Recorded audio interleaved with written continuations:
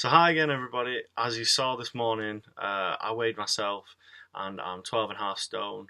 So it's kind of weird weighing yourself and actually not going lower or higher, just maintaining it's kind of boring, but I am maintaining, I'm doing quite well actually.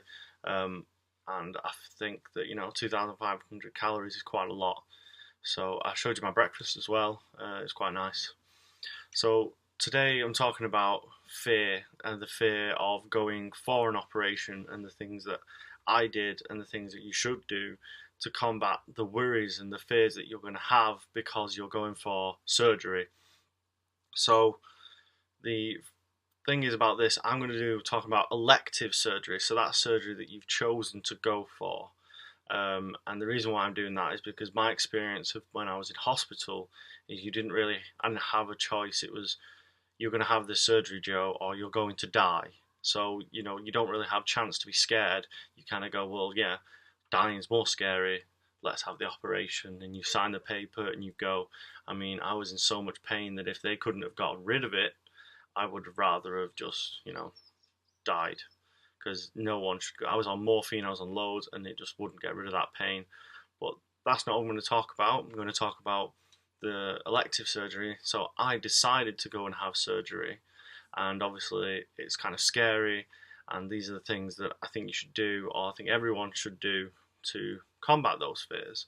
So first of all, speak to your medical doctor. So this is either your GP or this is your specialist doctor that you go to for your Crohn's, your ulcerative colitis, whatever it is, your medication that you're on to combat your Crohn's or whatever bowel disease you have, or any problem that you have. If it's a heart surgery, or this should go out to anyone. So your medical doctor will tell you if you really need surgery or not. They will never tell you.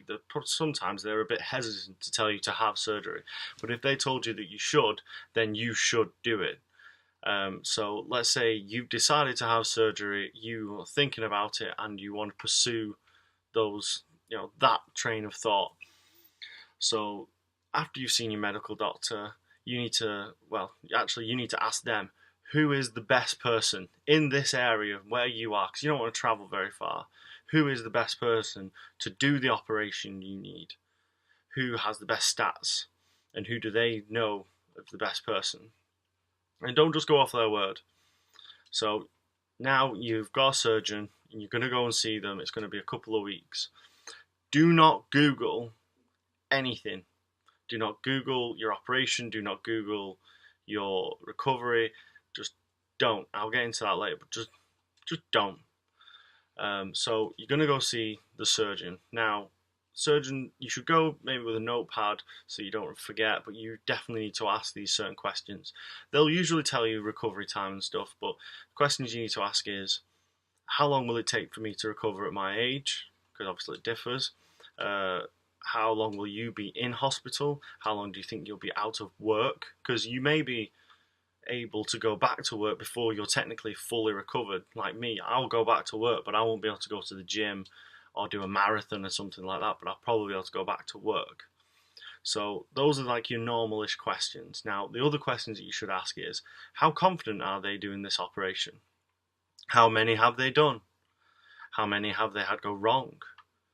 And what are their statistics? What are their stats? Because I'm sure that they will have them. I didn't ask my doctor for his statistics. I just asked him how confident he was, and he, gave me that. If he doesn't have those statistics, but he does have them somewhere, then give them your email address or tell them to post it to you and chase them up for that information. If you're not confident, go to someone else. Ask for the next best person, or because technically you could have these operations are done by thousands and thousands of doctors and surgeons.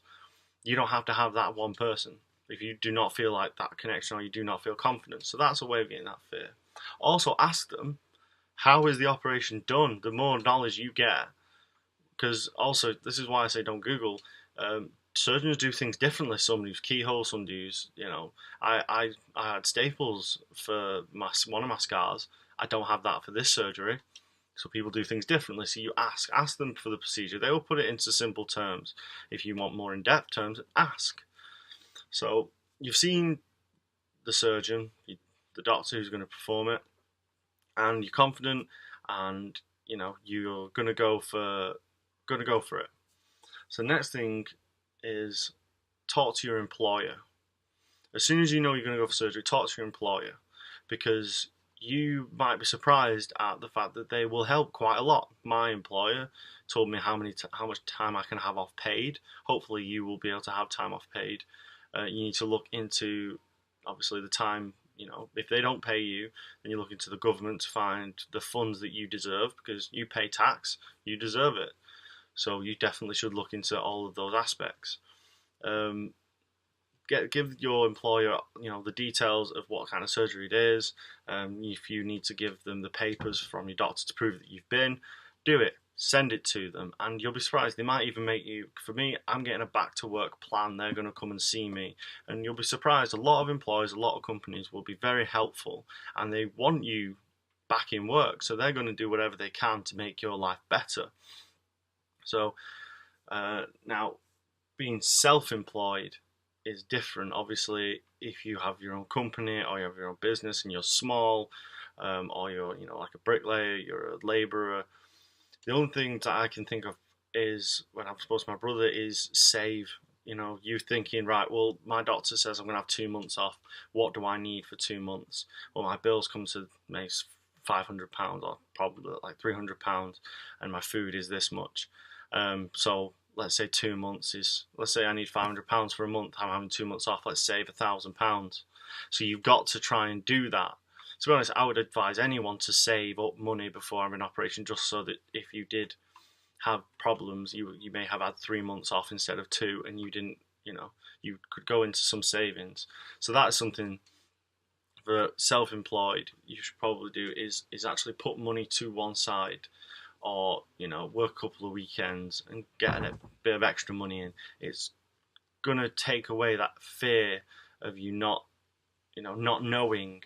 If you know you've got something to one side, you will feel a lot safer within yourself, and obviously speaking to your employer. So you've Googled it. I told you not to. You know that you shouldn't have done it, but you did it. You Googled it. And what you need to remember is, if you've Googled statistics of like the amount of percentage of this person, that's not you. Percentages don't really matter to the individual. They just can't. And also, the statistics you may have looked at may not be for the region you're in. They might not be for the country you're in. So a lot of times when you Google something, it comes from the US, or it comes from a state in the US, or it comes from a certain amount of certain people from a small group, like, oh, this many people from different walks. You can't rely on it unless you really do read up on the resources of where it is and where it's from. But the statistics usually that they're put online are not, for your area. That's why you ask the stats. So let's say stats, because I keep saying statistics wrong. So you ask for the stats from your doctor, your surgeon. That's the ones that are going to matter, because he's the one doing it, no one else. And you've Googled the recovery.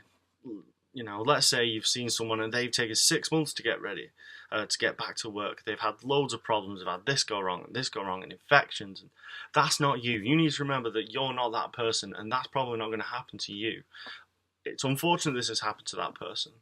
And you may not find a lot of positive things online. But then again, if your recovery is going really well, why are you going to go and look at answers online? You're not going to Google and say, my recovery is going really well, is there any way I can make it go better?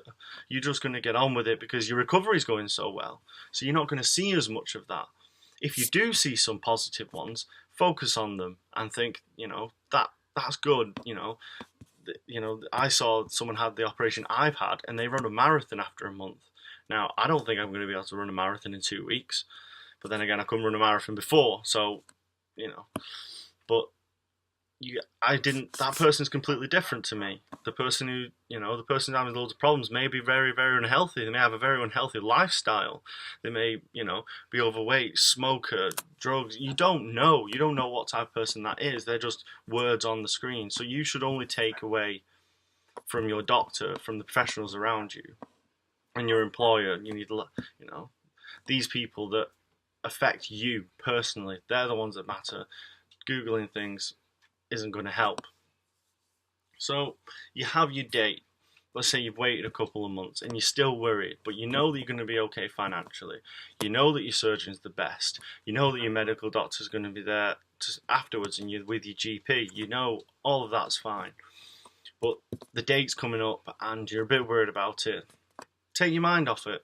Plan a meal with your family. Go plan a night out with your friends before it. You know, a big farewell because you're going to be off from work. Bake something for taking into work. Like I took treats into work, you know, and it kind of, you know, the sweet treats takes the fear away. You just, you know, everyone's saying, I hope you recover, and it brings it up. People, instead of you just not being there one day in work, people are going to be coming up to you on your last day. You might get some cards, you might get this, and it's going to make you feel loved. It's going to make you feel a lot better because you've reached out and you've spoke to people. You've gone on a night out. You've got something that you've looked forward to before your operation. You could do that afterwards. You could say, well, 2 months after, or a month after, or however long it is, say, I will have another meal, or we'll have another night out, or whatever it is that you want to do. You know, plan it. Go karting, paintballing, something, so that you've always got that keeping your mind busy. So the day has come, and you're having your operation, and really, you're going to be waiting around a lot.